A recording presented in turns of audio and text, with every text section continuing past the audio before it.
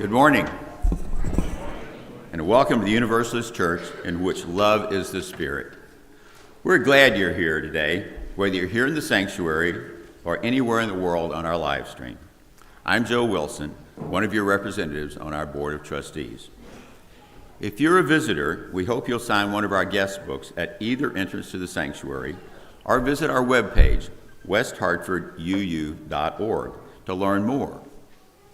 There, you can use the contact page to get onto our electronic mailing list, which is the best way for us to stay connected. We look forward to helping you become part of the Universalist Church. This week, we'll have fellowship through Zoom and in Fisk Hall after worship.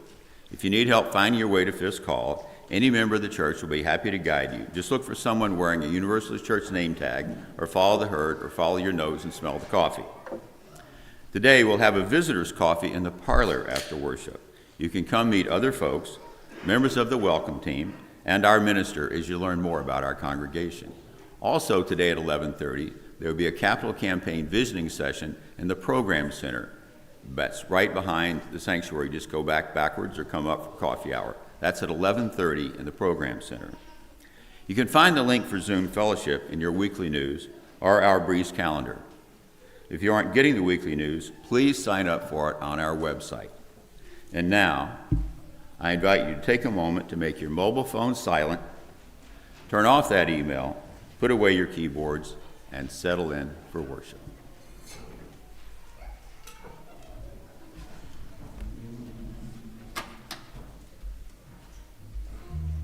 Just a quick note about this piece we're about to perform, since it requires some context.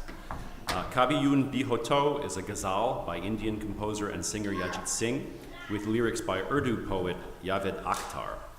A ghazal is a type of Indian classical art song derived from a strict form of Arabic poetry. The Arabic ghazal originated in the 7th century. The ghazal tradition spread throughout the Indian subcontinent in the 12th century owing to the influence of Sufi mystics and the courts of the new Islamic Sultanate. Ghazals often deal with topics of love, both romantic and divine, separation, and mysticism. Jagjit Singh's music is notable for emphasizing the meaning of the words over the music and for utilizing Western instrumentation like guitar, bass, and drums. Our performance this morning is a close transcription of Jagjit Singh's original recording from 1998.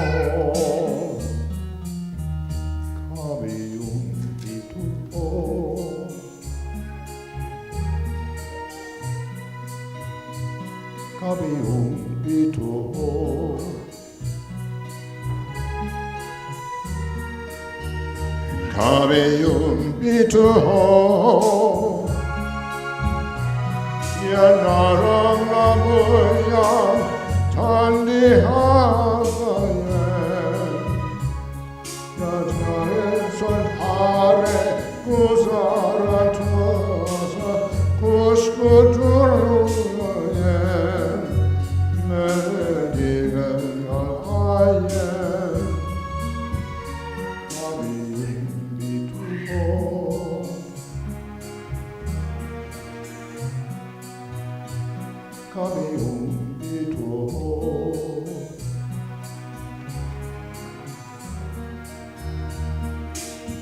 Suniha mafiho Oinachare Sahato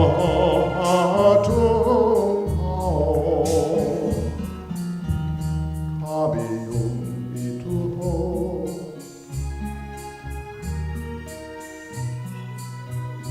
Kabiyum bituho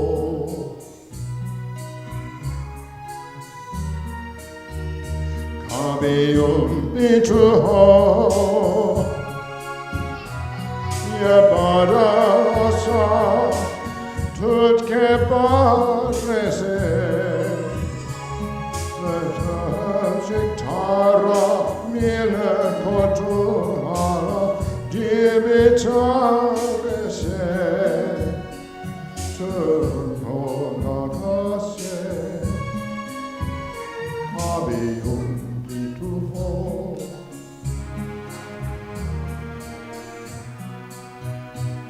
Kabiyum bituho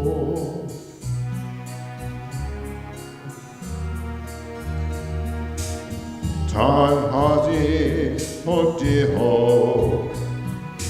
Muhandan Hamer Saho Atum Hao Kabiyum bituho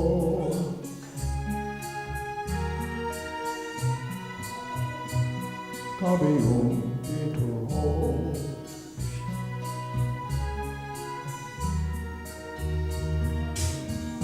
Hariha Sahiho Orisham Gajirano Atum Hao Kabiyum bituho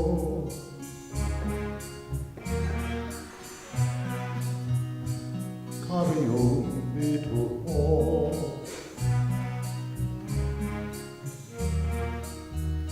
Kabiyum bituho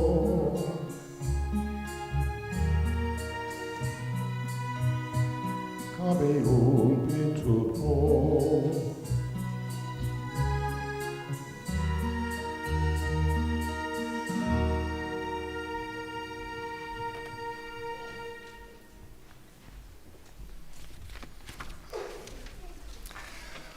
I am told that the Butler family is going to be helping me light the chalice this morning, except that they don't seem to be here. Yes? Say that again? Yep. Well, then please come on up. I would love to have you.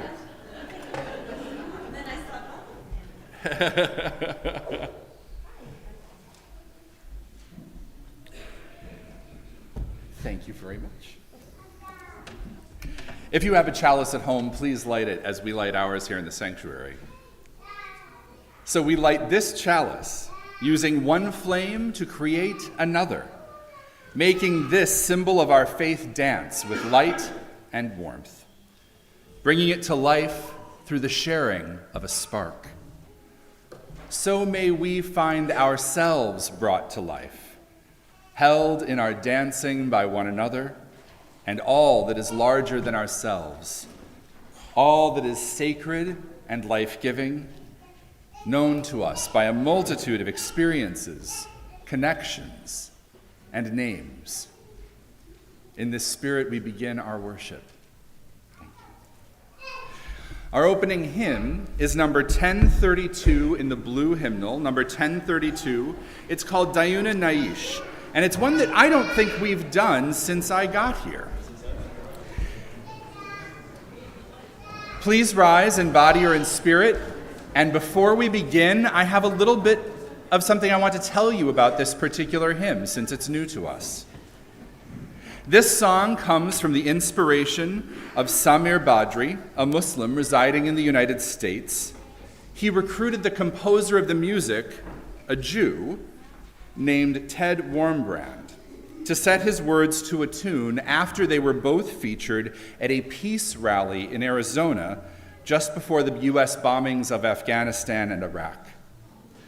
The English translation from the Arabic is, "Let us live in peace, let us live in inner peace, Let us weave our dreams together. Let us die in peace. The words are phonetically spelled out in here. I suspect some of you will have an easier time with the Arabic than others, but we will all do our best together.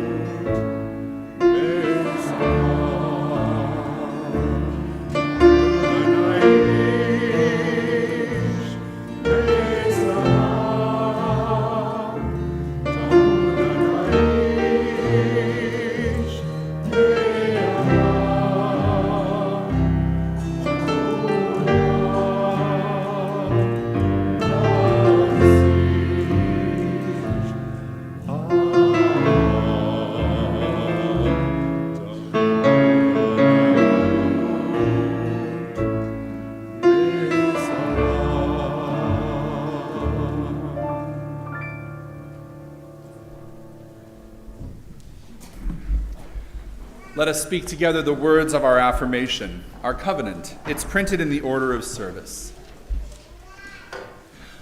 Love is the spirit of this church, and service is its law.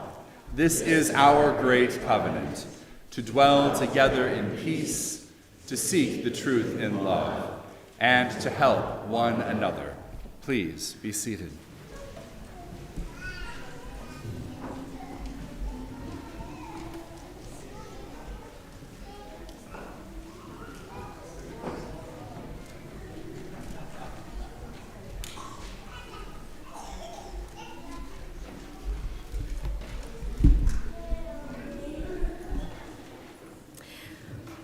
We have so many beautiful instruments up here this morning, and I don't want to run the risk of anything happening to them.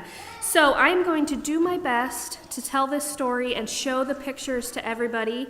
However, if there are any children who would like to come up to maybe the first few pews, so maybe you can see just a little bit better, that might be helpful.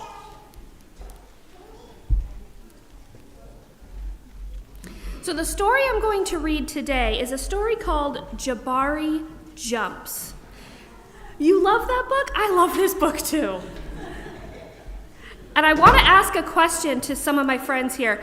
Who has ever done something that was really, really hard and kind of scary, but you did it anyway? Oh, I see a lot of hands. Me too.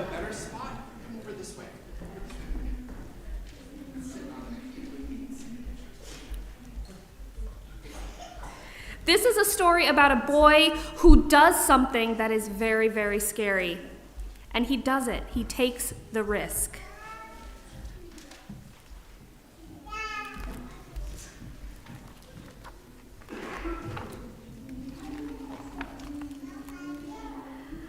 I'm jumping off the diving board today, Jabari told his dad. Really? Said his dad.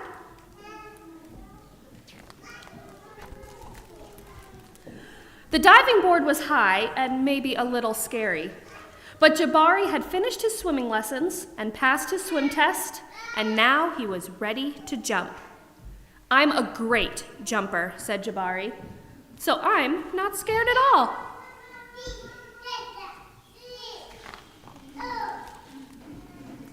Jabari watched the other kids climb the long ladder. They walked all the way out to the end of the board, as big as tiny bugs. Then they stood on the edge. They spread their arms and bent their knees, and they sprang up, up, up, and then they dove down, down, down. Splash! Looks easy, Jabari said. But when his dad squeezed his hand, Jabari squeezed back.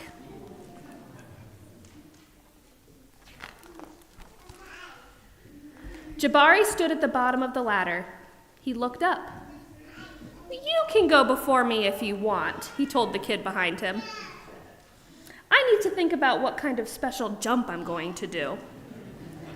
Jabari thought and thought. Jabari started to climb up and up. "This ladder is very tall," he thought. "Are you okay?" called his dad. "I'm just a little tired," said Jabari. "Maybe you should climb down and take a tiny rest," said his dad. A tiny rest sounded like a good idea. When he got to the bottom, Jabari remembered something. "I forgot to do my stretches," he told his dad. "Stretching is very important," said his dad. "I think tomorrow might be a better day for jumping," Jabari said. They looked up at the diving board together. "It's okay to feel a little scared," said his dad. "Sometimes, if I feel a little scared, I take a deep breath and tell myself I am ready. And you know what? Sometimes it stops feeling scary and feels a little like a surprise." Jabari loved surprises. Jabari took a deep breath and felt it fill his body from the ends of his hair right down to the tips of his toes. Jabari looked up. He began to climb. Up and up and up and up until he got to the top. Jabari stood up straight. He walked all the way to the end of the board. His toes curled around the edge.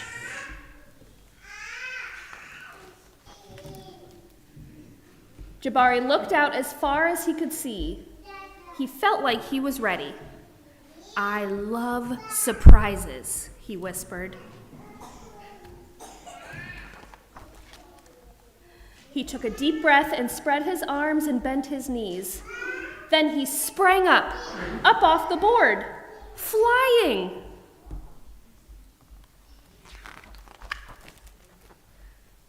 Jabari hit the water with a splash. Down, down, down he went, and then back up. Whoosh! "Jabari, you did it," said his dad. "I did it," said Jabari. "I'm a great jumper." "And you know what?" "What?" said his dad. Surprise double backflip is next. At this time, please join me in singing our children out to their classes.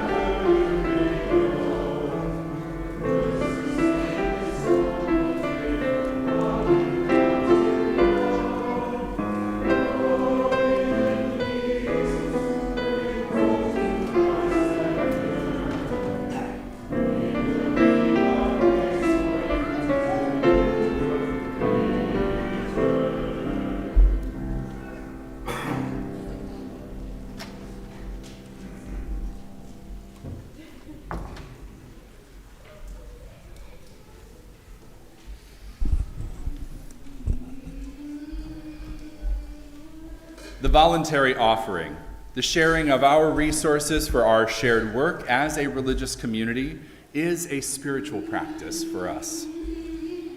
By offering your time, talent, and treasure to this community, you help us to serve our friends, our members, and the wider community in which we are embedded. As part of that service, we share our general offering each week with organizations that do work in the world that bring us ever closer to creating beloved community. And so we share our plate this month with Pink Haven. Pink Haven is a collective of organizations and individuals who are committed to transgender liberation and joy, and to growing community defense, mutual aid, and alternative systems of care for gender-diverse people. In response to the increasingly hostile legislative environment in the United States, with more than 550 legislative acts in the last year seeking to eradicate transgender people from public life, Pink Haven, we, are working together to create networks of safety and direct support for individuals, for trans folk and their families who need to relocate, access health care, or stay as safe as possible wherever they are. To give electronically to our offering, you can use the QR codes on your order of service, the links in the description online, or those on our website to make your donation to our offering. Here in the sanctuary, our offering will now be gratefully received.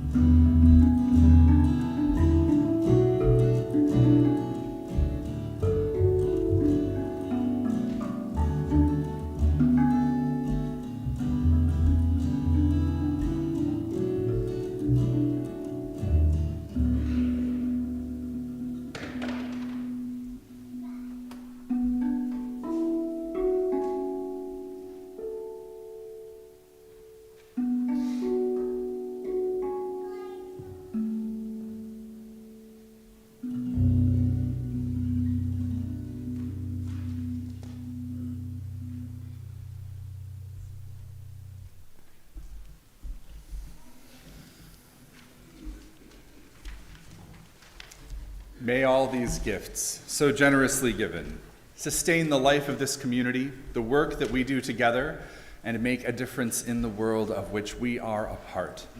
Thank you. Thank you. Please rise in body or in spirit as we speak our congregational reading. It's number 658 in the gray hymnal. Number 658, I'll read the words in Roman type, and we'll respond together with the words in italics.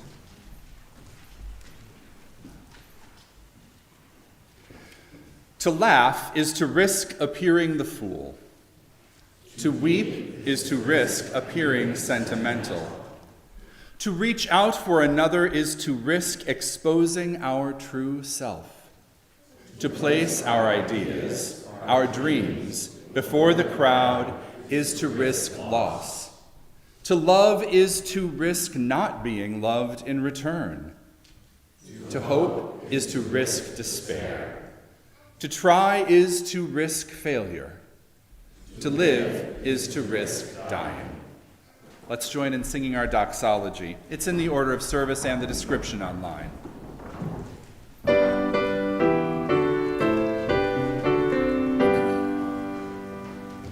Praise God for love we all may share. Praise God for beauty everywhere. Praise God for hope of good to be. Praise God for truth that takes us free.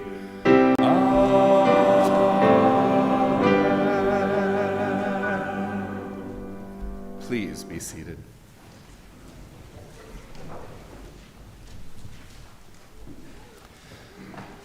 I have two things on behalf of the congregation to share with you today. If you read our passages email, these will be familiar to you. Tracy W. and Joan B. both died in this past week. Tracy's memorial service will be this Thursday at 11 a.m. at First Church, because they have a larger sanctuary and will be able to hold the larger community that we expect to come to her service. Joan's will be held here in about a month or so. Please join with me in a time of prayer and meditation.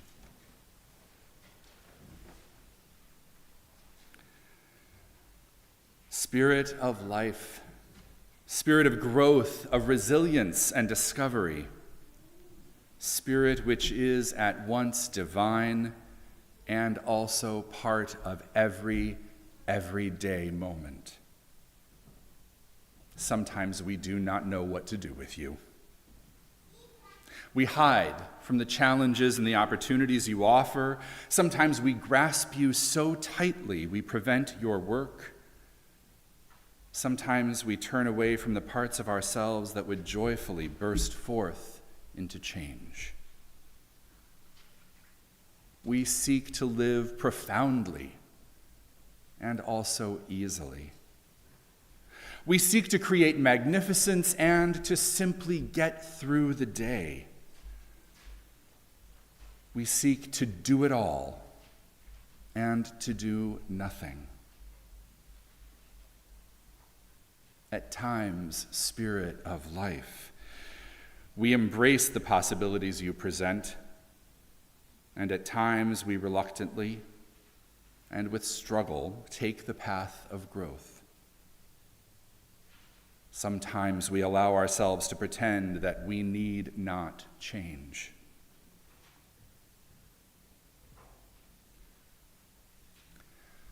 So as spring returns to us, as the days go past, may we nurture this spirit of growth and living, this spirit that enlivens ourselves and our communities, our nations and the whole of the world. Let us send our thoughts and prayers to all of those members of our community who are in need. May they be able to ask for and receive support from all of us. Let us send our thoughts and prayers to all those who are beyond our immediate community, who are in need. May they be able to ask for and receive support from us. Let us take a moment in stillness for the prayers of our hearts.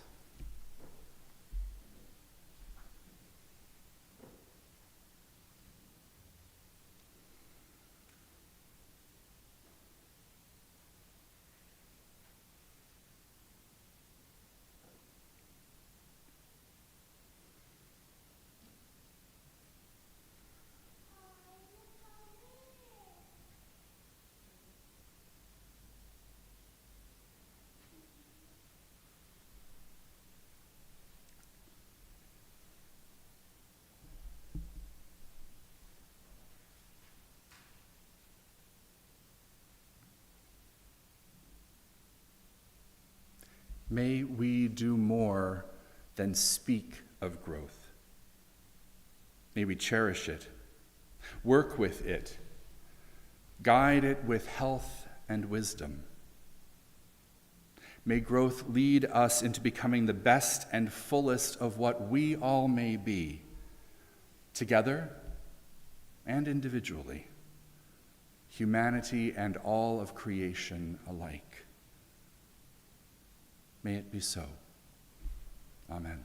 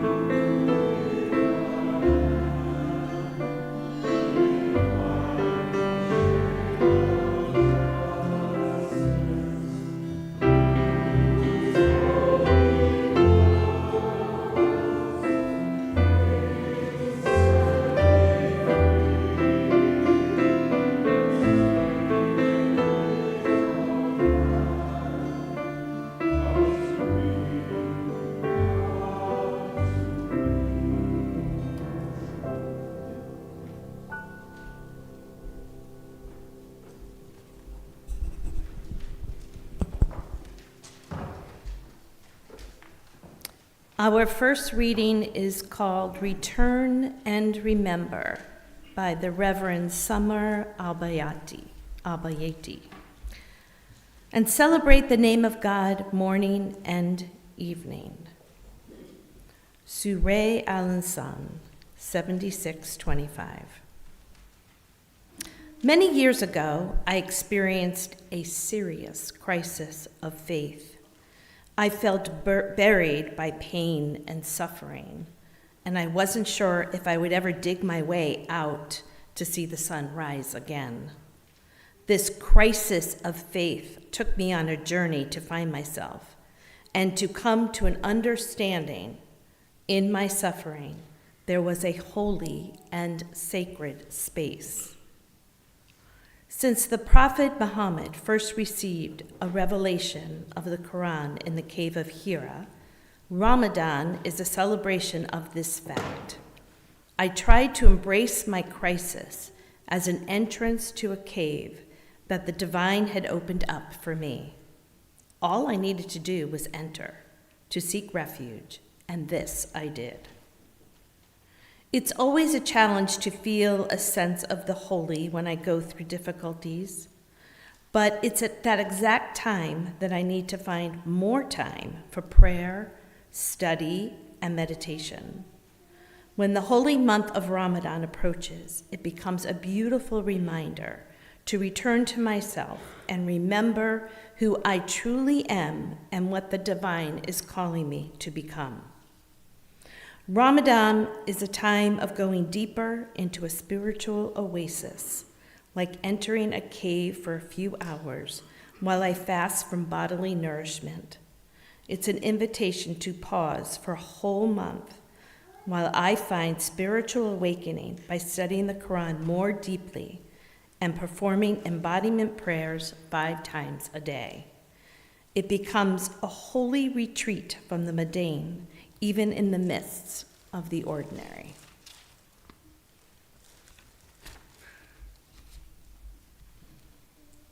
For 30 days, I fulfill my spiritual needs as if in great hunger for the divine spirit, and hopefully, I emerge from the cave transformed.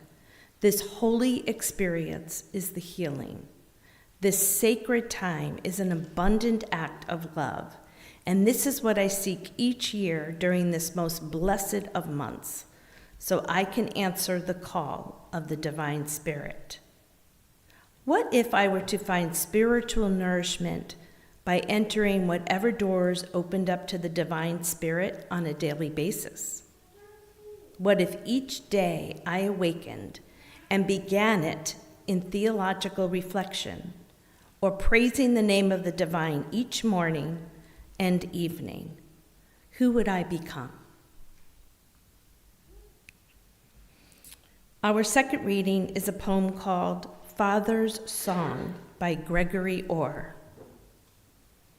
Yesterday, against admonishment, my daughter, balanced on the couch back, fell and cut her mouth.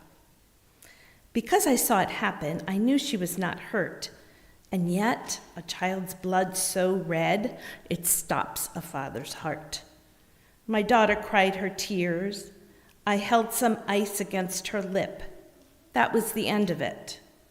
Round and round, bow and kiss, I try to teach her caution. She tries to teach me risk.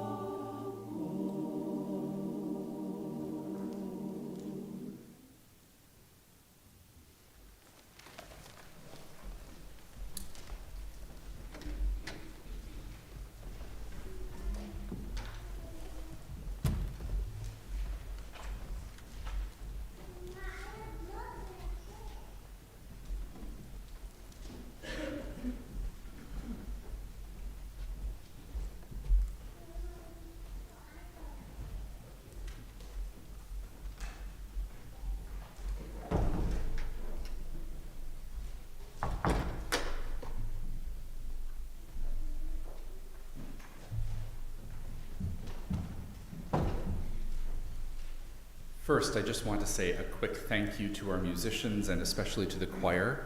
The music today has been gorgeous, and choir, you have been doing amazing work in this past year, and I'm just so grateful for what you bring to us. So thank you. Sometimes people will say that the work of ministry is to comfort the afflicted and afflict the comfortable.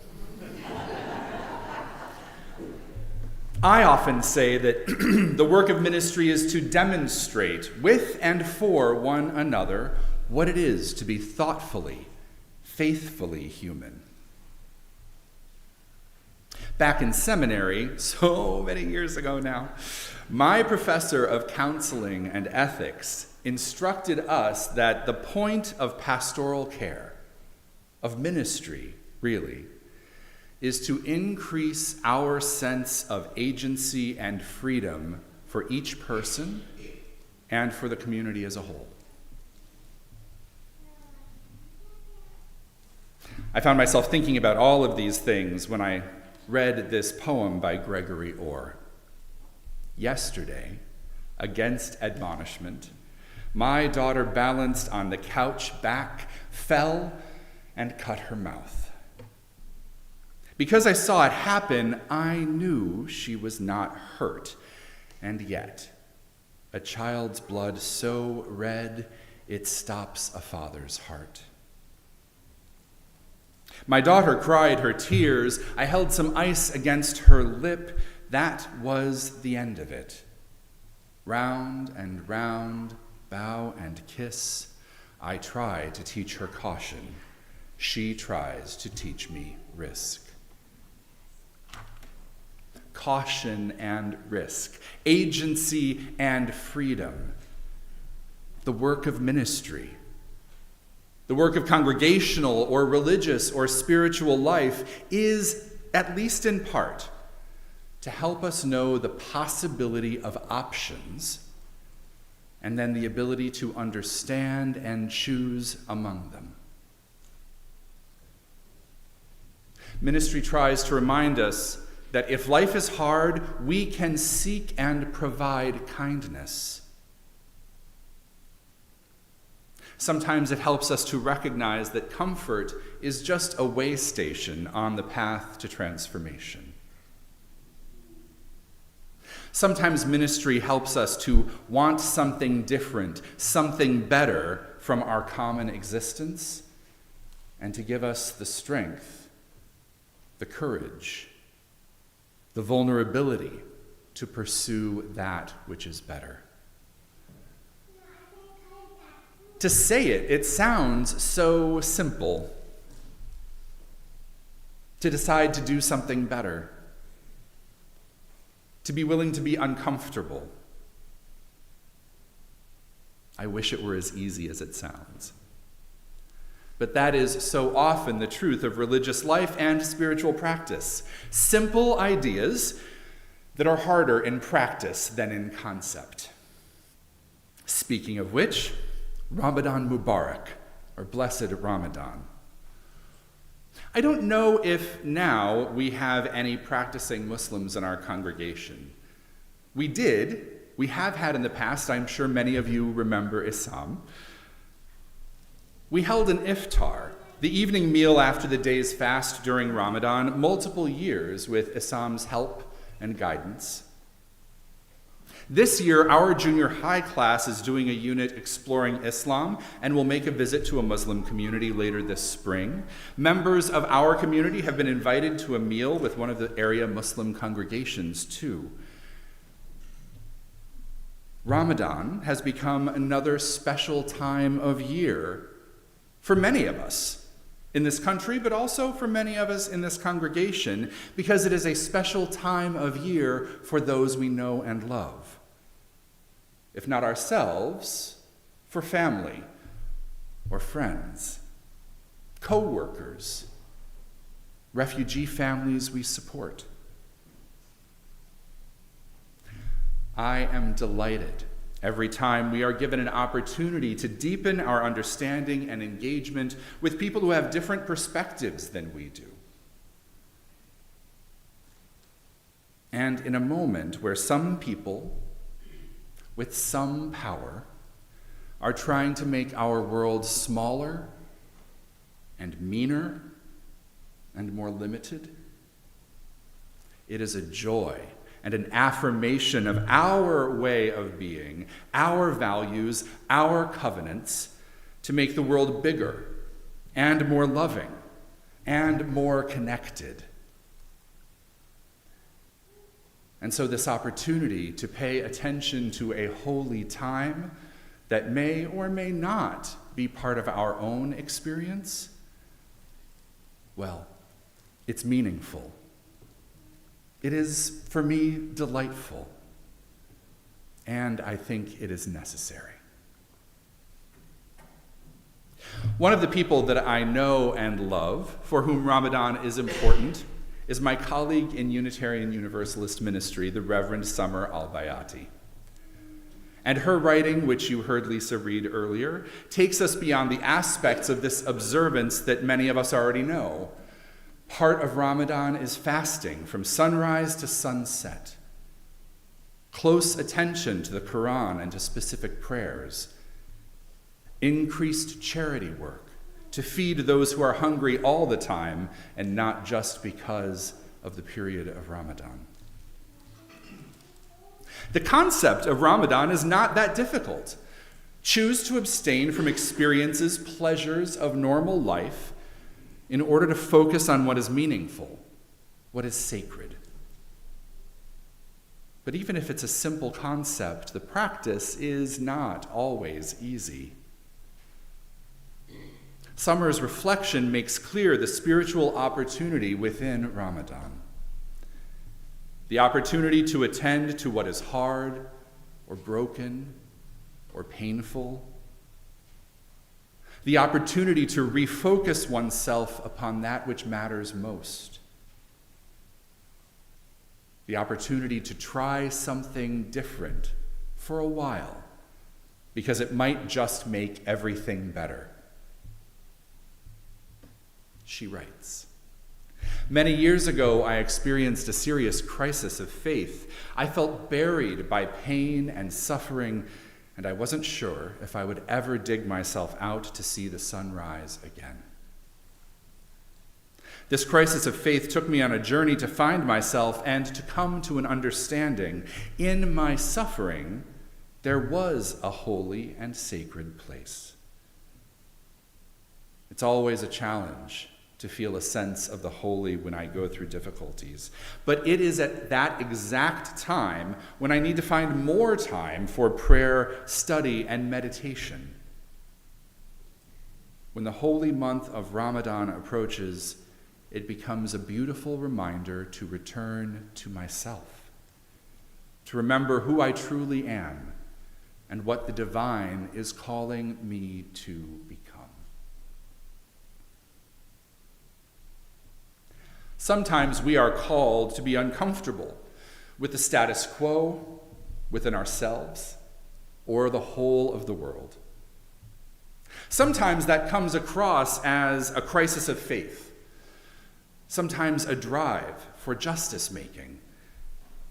Sometimes it is, as the Reverend Dr. Martin Luther King Jr. said, a maladjustment to something that is so wrong in the world as to be intolerable. I think of this as holy dissatisfaction. Not just the general grumpiness that we aren't getting what we want. Not the, I wanted pancakes this morning, but instead all I had was an English muffin. But the reality, the realization that something is not right and needs to be changed.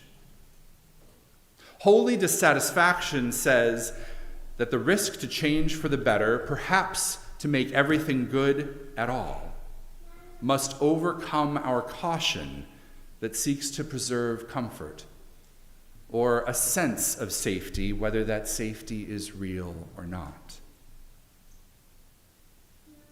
Holy dissatisfaction calls us to take faithful risks. to try fasting for a month and focus on spiritual matters, to speak up for change when it is uncomfortable or unpopular to do so, to connect with others and learn from them rather than hunker down, to be willing to grow, to live our values out loud among people who disagree, whether they are our family, friends, co-workers, or the wider world. Holy dissatisfaction encourages us to think about what the divine is calling me to become, and faithful risks are what it takes to become what we are called to be. I was curious, so I looked back through the electronic files of my sermons to see if I had preached on risk before. I was pretty sure I had, and in fact, I did. In 2019, here in this congregation, I said, "These are risky times." And by that I mean things we cherish and value and work for are at risk. Economic stability is at risk from growing disparity. The natural world we love and rely on is at risk from short-sightedness and greed. The openness of our society is at risk from the constrictions that come with fear and hatred and an unwillingness to see the full humanity of one another. All of these things are still true. They're not once again true. They have been true each and every day since I preached that sermon in 2019. And I suspect, given our conversations, my conversations with you, that you understand that this is still true as well. I also said this: perhaps these are risky times. There have been risky times before, and there will be risky times again. And if we don't challenge those who would make the world smaller and our humanity less rich and less varied, then our universalism isn't as universal as it should be. And all of this is still true as well. We must take faithful risks in risky times. There isn't really an option unless we just intend to allow things to go wrong and see what happens next. The need for faithful risks, that's why universalism started in the first place. Because people said, God is not hateful. God does not condemn anything to eternal torment or hell. We believe that God is a loving God and that all things are included in that love. Stepping away from common understandings of Christianity in this country back in the 1800s, the early 1800s, that was a risk. It was a faithful risk. It's also why Black Lives Matter started, and Occupy Wall Street, and the transgender days of remembrance and visibility, and Extinction Rebellion, and protests against the Vietnam War and the Iraq War and the war in Gaza. And there are our own personal risks, too. Going to seminary, for example, or changing jobs to something more meaningful, going out on a date, or deciding that you are no longer going to go out on any dates with that particular person, trying a new creative or spiritual practice, starting therapy, coming out of whatever closets we've been in, starting to meditate, journal, spend time getting to know ourselves, who we truly are, what is deepest within us. There are risks in every moment of every day. Janet Rand writes, Risks must be taken because the greatest risk in life is to risk nothing. The person who risks nothing, does nothing, has nothing, is nothing, and becomes nothing. She may avoid suffering and sorrow, but she cannot learn or feel or change or grow or love. Chained by his certitude, he has forfeited his freedom. Only the person who risks is truly free.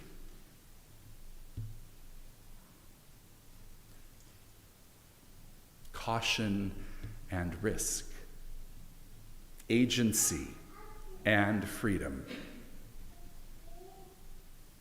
I suggest that whether we are Muslim or not, we learn something from this holy month. Whether we are a parent or not, we learn something from the child who is less concerned with caution than with exploration. The risk of paying deep attention and taking action, even when other things are not easy, it's worth the effort. The Reverend Al-Bayati writes, Ramadan is a time of going deeper into a spiritual oasis, like entering a cave for a few hours while I fast from bodily nourishment.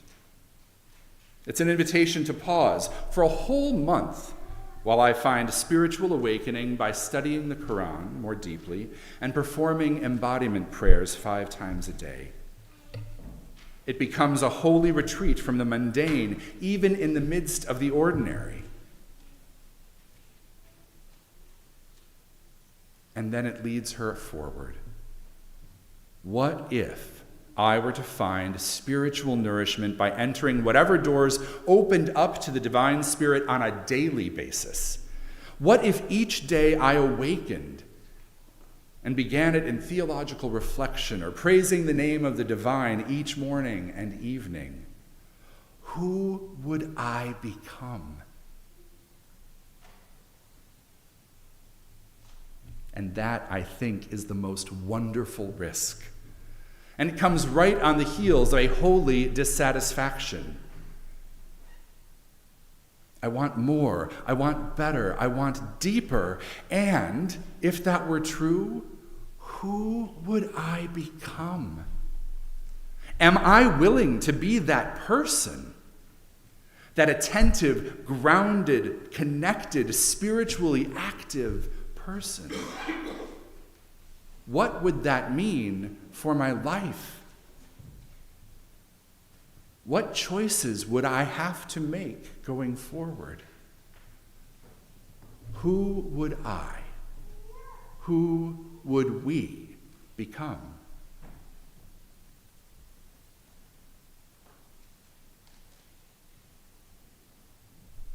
So, Ramadan Mubarak. Whether it is your practice or one that you have found new value in even just today, may this month be a time of holy reflection, perhaps some holy dissatisfaction, and, I pray, faithful risks. Let us take just a moment together in stillness to be with the risks and the dissatisfactions of our hearts.